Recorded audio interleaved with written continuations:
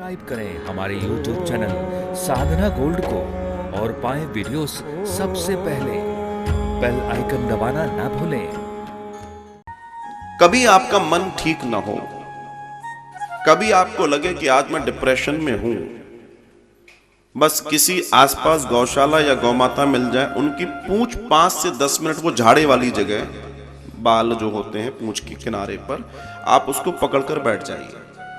Maximum अधिक से अधिक सिर्फ 10 मिनट बैठिएगा।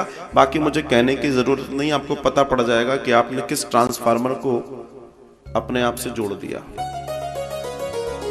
हजारों बीमारियों का अगर इलाज आपको ढूंढना है तो गौमाता आपको चाहिए। आप गौ अर्क को, गौमूत्र अर्क का प्रतिदिन सेवन करें। अगर आप करते हैं तो ये आप तय मान के चलिएगा कि आपके अंदर रोग प्रतिरोधक क्षमता की हजारों गुना वृद्धि होने वाली है। आपको कोई वायरस, बैक्टीरिया कोई आ जाए वो छू नहीं सकता।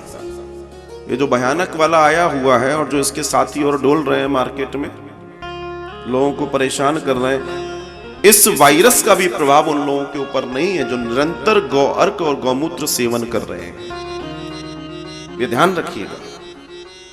तो इस बात को हमें समझना होगा। ऐसे ही न थोड़ी देवता भी गा रहे हैं गौ माता की महिमा। क्यों गा रहे हैं? भगवान श्री कृष्ण आजीवन गौ माता का पूजन करते रहे। भाई क्यों करते रहे? आप इस बात को तो समझो ना। हम भगवान श्री कृष्ण को तो समझ रहे हैं, भगवान श्री कृष्ण जो कार्य कर रहे हैं उसको भी समझना पड़ेगा। भगवान जब तक ब्रज में रहे तब तक नंगे पैर रहे। उन्होंने पैरों में चप्पल नहीं डाली, खड़ाऊ नहीं डाली, क्योंकि उन्होंने कहा कि मेरी मां जब नहीं पहनती तो मैं कैसे पहन सकता हूं। तात्पर्य कहने का यह है कि आप और हम अपने जीवन में जितना कृष्ण को पूज रहे हैं, जितना राम जी को पूज रहे हैं, उतना ही हमें गौ माता को पूजना होगा। तब जीवन में आप ये समझ लीजिए, आप सार्थक जीवन जी पाएंगे, एक अच्छे भक्त बन पाएंगे। बिना गौ को पूजे, और अगर संभव हो, ध्यान रखना, जाने अनजाने में हम सबसे अच्छे बुरे कर्म हो जाते हैं। अगर जीवन में संभव हो तो आपको अपने जीवन जीवित रहते रहते गौदान जरूर करना चाहिए। गौदान बिल्कुल करना चाहिए। क्यों करना चाहिए? क्योंकि वही गौ माता है जो आपको और हमको हजारों विषय और पापों से घिरे होने के बावजूद भी वैतरणी पार करवाएंगी। और मैं एक और अनुभव की बात आपसे बताता हूं। बहुत अनुभव की बात मैं आपको बताऊं, और आप इस अनुभव को करना चाहो तो करके देख लेना। कई बार मनुष्य सोचता है कि गौदान हम तब करेंगे जब हम बूढ़े हो जाएंगे। एक जनरल धारणा है लोगों में कि जब हम वृद्ध होने लगेंगे तो गौदान जरूर करेंगे। कई बार यह भी धारणा आदमी के मन में है कि जब नहीं रहेंगे तो हमारे नाम से हो जाएगी या हो जाएगी। करते हैं लोग। मैं आपसे एक छोटी सी बात करता हूं। मैंने आपको एक कैंडी दी, कैंडी जो बच्चे टॉफी खाते हैं, कैंडी दी। अब आप कहें कि इसको हम अभी तो रख ले रहे हैं, बुढ़ापे में खाएंगे, या अगर हम मर जाएं तो हमारे पास में रख देना। मुझे बताओ, आपको स्वाद आएगा? जब हमारा शरीर वृद्ध होने लगता है तो जीभ के स्वाद भी बदलने लगते हैं ना। इसलिए कई वृद्ध लोगों की इस बात की झड़प रहती है कि आज खाने में स्वाद नहीं है। खाने में तो स्वाद है, जीभ का स्वाद कम हो रहा है। ये समझना पड़ेगा। लेकिन उसी तरीके से अगर आप युवानी में गौदान करोगे तो उसका फल आपको बुढ़ापे तक दिखेगा।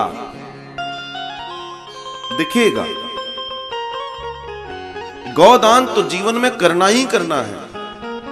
ये जो महिमा मैंने गौ माता की आज जो चर्चा चल रही है, क्योंकि कृष्ण मतलब गौ माता, तो आप जितने स्वस्थ हैं, जितने जल्दी हो सकता है आपके जीवन में होना चाहिए कि आप गौदान करें, और ऐसी जगह करें जहां आपके गौ माता का अच्छे से लालन पालन हो सके, और पूरे विधि विधान से करें। भगवान ने अगर आपको थोड़ा भी ये समझ आता है कि हमें गौदान करना है तो वेट मत करो, क्योंकि आप जब कर दोगे तो आप देखोगे उसका परिणाम आपके जीवन में, परिणाम को भी तो उत्सव मनाओ उसका, उस आपने जो किया है उसका लाभ भी तो आपके जीवन में आए। तो गौ माता गौदान जीवन में हमें जरूर करना चाहिए। जब भी हम गौ माता का दान करें, आपको ध्यान रखना चाहिए कि गौ माता के साथ उनका बछड़ा भी हो। गौ माता जिनको आप दान कर रहे हैं, ये सुनिश्चित कर लें कि वो पहली ज्ञावन है कि नहीं, पहली बार उनको बच्चा हुआ हो जो गौ माता आपको दान कर रही है, सुंदर हो, स्वस्थ हो, इस बात का भी आपको विशेष ध्यान करना है।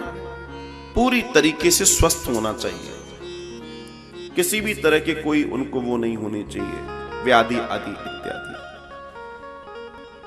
उन गौ माता का आपको दान करना है जो दुधारू है, और फिर आप देखिए आपके जीवन में उसका अंतर भी दिखाई देगा। गौ माता तो ऐसे देती है यूं, देवी भागवतम में लिखा है कि जो व्यक्ति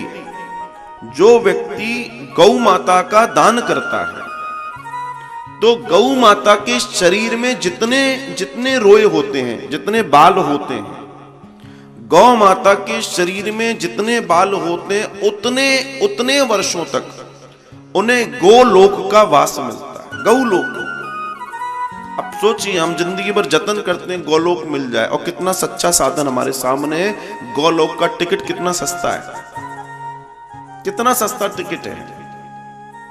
लेकिन बस बात यही है कि हम दूसरी चीजों में दिमाग लगा रहे हैं, जहां समझना चाहिए वहां हम समझ नहीं पाते। तो ये जीवन का वो सत्य है जिसे हमें जानना होगा।